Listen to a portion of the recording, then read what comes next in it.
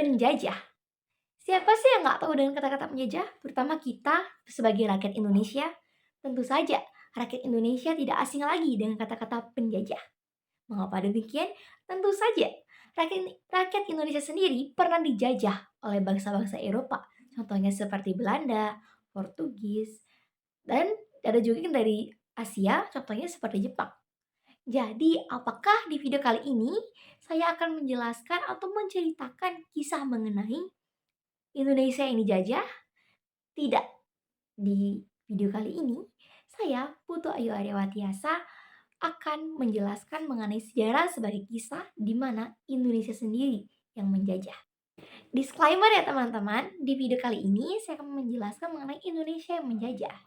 Jadi, jika ada salah kata atau kata-kata yang kurang pas tentang Indonesia yang menjajah, mohon dimaafkan dan tolong dibenarkan. Dan untuk Pak Purna, terima kasih juga sudah nonton video saya. Untuk teman-teman semuanya juga saya berterima kasih. Semoga kalian menikmati video sejarah sebagai kisah mengenai Indonesia yang menjajah.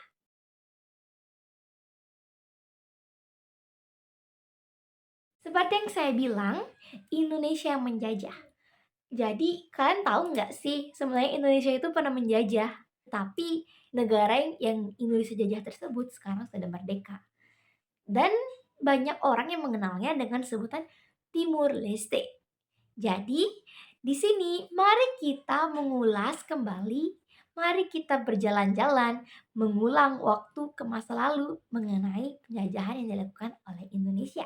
Sebelumnya, mari kita membahas mengenai asal muasal kenapa bangsa Eropa datang dan menjajah ke Pulau Timur atau bagian dari Indonesia. Seperti yang kita ketahui dan kita pelajari, Indonesia pernah dijajah oleh bangsa Eropa. Dan penjajahan pertama dilakukan oleh bangsa Eropa itu sendiri juga, yaitu adalah negara Portugal. Nah, kan semua sudah tahu nih, negara Portugal menjajah Indonesia pertama kali. Dan negara Portugal juga yang menemukan Pulau Timur, di mana tempat Timur Leste sekarang. Seperti yang kita ketahui, kenapa bangsa Eropa datang ke Indonesia? Tentu saja awalnya untuk berdagang dan menyebarkan 3G. Glory, Gospel, dan Gold. Tapi setelah bangsa Eropa melihat potensi dari Pulau Timur itu sendiri atau bagian dari Indonesia, mereka jadi ingin menguasai seluruh kepulauan itu. Dan contohnya seperti bangsa Portugis ini.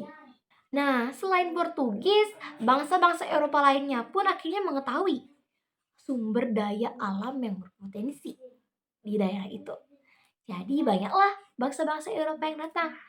Terutama yang paling banyak kita ketahui dan terkenal nih, Belanda.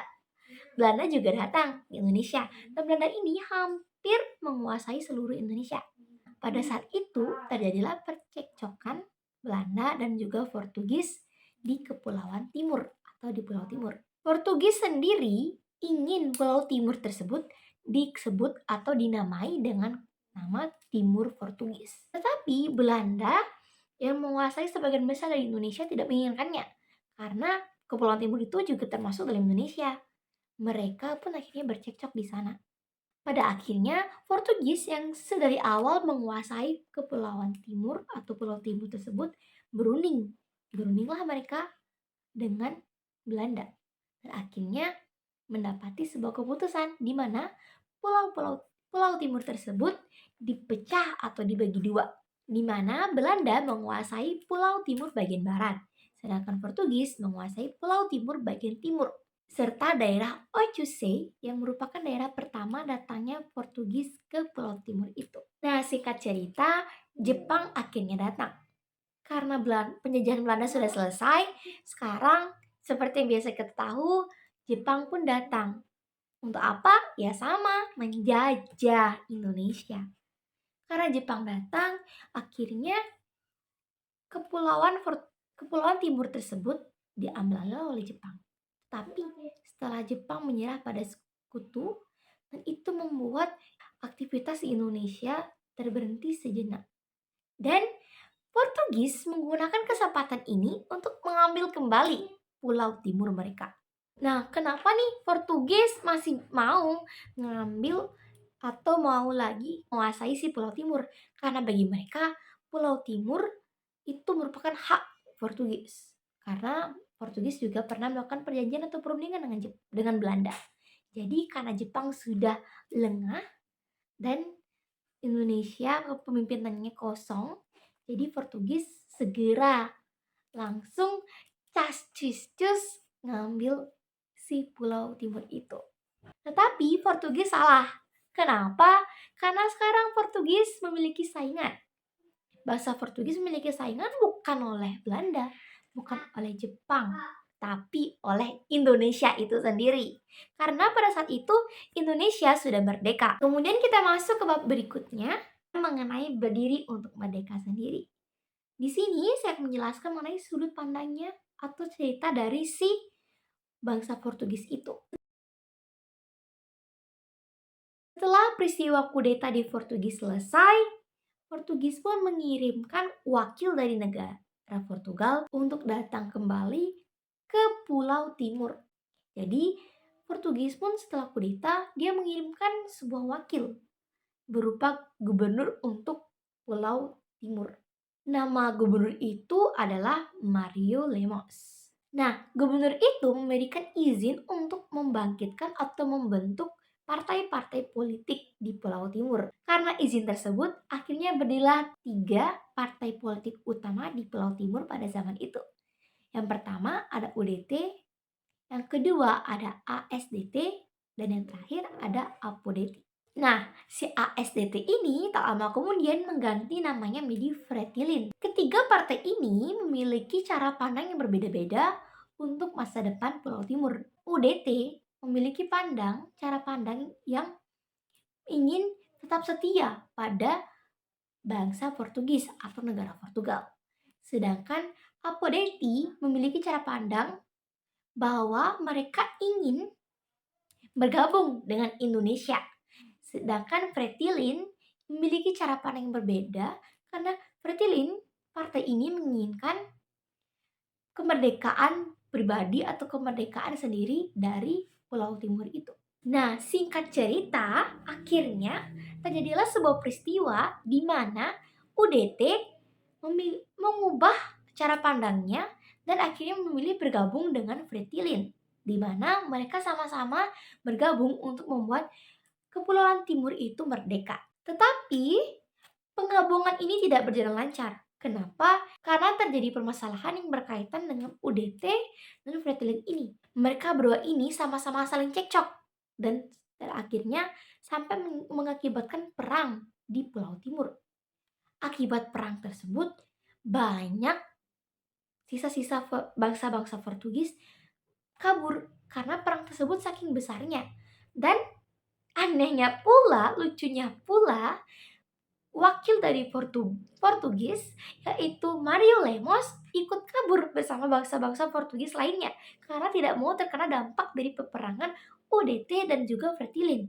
Nah, kabarnya Fretilin ini yang dimana anggotanya itu kebanyakan dari anggota-anggota pelatihan militer dari Portugis, mereka dengan mudahnya memenangkan peperangan dengan UDT. Jadi si Mario Lemos atau wakil dari Portugis itu kabur. Sisa-sisa bangsa Portugis juga kabur dari Kepulauan Timur dan UDT pun kalah perang dari Fretilin. Jadi yang menguasai atau yang memimpin Pulau Timur di zaman itu adalah Fretilin, di mana Fretilin menganut cara pandang yaitu membuat Kepulauan Timur merdeka. Tak lama kemudian, Fretilin memproklamasikan nama baru dari Pulau Timur menjadi Timur Leste dan mengklaim menjadi negara baru pada 1975. Tapi sayangnya Timur Leste ini tidak diakui oleh dunia-dunia. Dan juga Indonesia pun bergerak mengirim TNI untuk menginvasi Timur Leste dikarenakan UDT dan Apodeti meminta bantuan dari Indonesia. Seperti yang saya katakan, Indonesia mengirim TNI untuk menginvasi Timur Leste dikarenakan UDT dan APODT meminta bantuan ke Indonesia. Nah, selanjutnya kita masuk ke bab berikutnya mengenai campur tangan Indonesia di Kepulauan Timur bagian timur. Menurut sudut pandang Soeharto, presiden kita yang menjabat di kala itu mengatakan bahwa mereka sebenarnya tidak ingin menguasai Timur Leste. Namun, hal ini terjadi dikarenakan isu yang mengatakan bahwa Timur Leste merupakan hasil dari kudeta bangsa Portugis. Yang dimana hal ini membuat Australia dan Indonesia ikut menyelidiki dan mengawasi perkembangan dari Timur Leste itu. Selain itu juga, Australia berpendapat bahwa Timur Leste tidak cocok atau tidak menyesuaikan hak-hak sebagai negara baru. Dikarenakan yang pertama, luas wilayah yang sempit.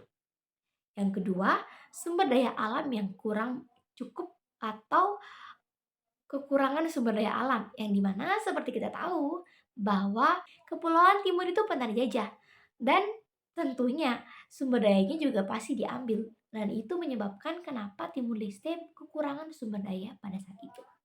Alasan yang ketiga, kenapa Australia menolak Timur Leste sebagai atau menjadi negara baru dikarenakan Timor Leste masih memiliki masalah politik atau kondisi politiknya masih terpecah di mana Fertilin masih bercekcok dengan UDT yang didukung oleh Apodeti. Terlebih lagi, Fertilin ini ternyata juga memiliki hubungan dengan komunis. Hal ini membuat kekhawatiran Amerika, Australia, dan juga Indonesia. Dan seperti yang kita ketahui, Soeharto pada zaman itu memiliki masalah dengan komunis. Dan itu juga membuat Soeharto memiliki pandangan buruk kepada Timor Leste. Kekhawatiran mulai memuncak di saat Fretilin mendapatkan voting atau suara terbanyak di antara UTD dan APODP. Indonesia akhirnya memutuskan untuk mengintegrasi Timor Leste dengan dukungan dari Australia dan Amerika. Selain itu, lawan dari Fretilin, UTD, APODP, serta sisa dari rakyat Timor Leste juga menyetujui integrasi dari Indonesia. Maka dari itu, Indonesia menurunkan kekuatan militer untuk mengambil kekuasaan Timor Leste dari Fretilin dan membuat Timor Leste bergabung dengan Indonesia. Aksi Indonesia untuk menjadikan Timor Leste sebagai Timur Timur terus berkelanjutan. Hingga banyaknya TNI di Indonesia akhirnya sampai di Timur Timur. Hal ini tentu saja membuat pasukan Fretilin kalah jumlah. Dan ini juga membuat retaknya hubungan di antara Timur Leste atau Timur Portugis dengan Indonesia. Dan pada tahun 1976, Indonesia resmi menetapkan Timur Leste sebagai Timur Timur. Tetapi di sini ada hal menarik. Indonesia mengatakan bahwa aksinya tersebut adalah aksi integrasi. Sedangkan Fretilin sendiri mengatakan bahwa aksi Indonesia tersebut adalah aksi aneksasi. Nah, karena sekarang Timor Leste sudah berubah nama dan sudah masuk ke dalam Indonesia dan menjadi Timor Timur, disinilah terjadinya sebuah tragedi yang kelam yang dimana terjadi tragedi Santa Cruz. Di bab ini saya akan menjelaskan mengenai tragedi Santa Cruz sebelum Timur Leste atau Timur Timur ini lepas dari Indonesia. Serta dengan bergabungnya Timur Leste ke Indonesia, Indonesia mengubah nama Timur Leste menjadi Timor Timur. Kemudian kita lanjut ke bab mengenai tragedi Santa Cruz. Tragedi Santa Cruz ini terjadi pada tahun 1991. Awal mula Santa Cruz ini terjadi karena anggota parlemen Portugal dan 12 wartawan akan datang ke Timor Timur. Tetapi rencana ini ditolak oleh Indonesia dikarenakan ditemukan satu wartawan yang mendukung kemerdekaan dari Timur Timur. Hal ini tentu saja membuat pemuda-pemudi Timur Timur kecewa sehingga dilaksanakanlah demo dan dikabarkan bahwa di demo tersebut TNI menembak salah satu pemuda pro kemerdekaan dan jasadnya ditemukan di sebelah gereja. Di kemudian harinya, setelah melakukan misa di gereja tersebut, para pro kemerdekaan membentangkan spanduk-spanduk bertuliskan Timur Leste. Kemudian mereka pun pergi ke Santa Cruz. Dan nyatanya di pemakaman tersebut sudah dipenuhi oleh TNI, yang dimana kedua belah pihak saling berhadapan dan TNI pun melancarkan serangannya.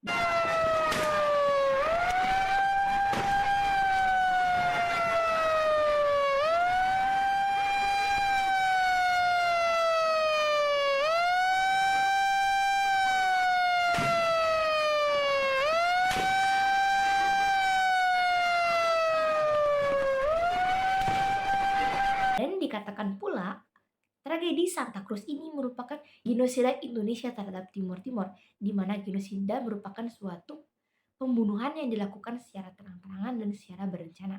Sekarang kita sudah sampai di bab terakhir. Di bab terakhir ini membahas tentang kemerdekaan Timur menjadi Timur Leste.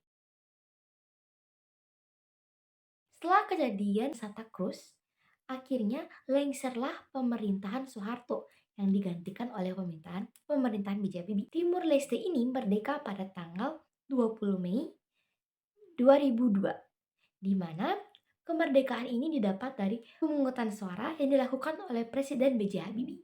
Penjelasan saya mengenai sejarah sebagai kisah dan pembelajaran yang kita dapat dari video ini adalah tetaplah berusaha untuk mencapai apa yang kita inginkan.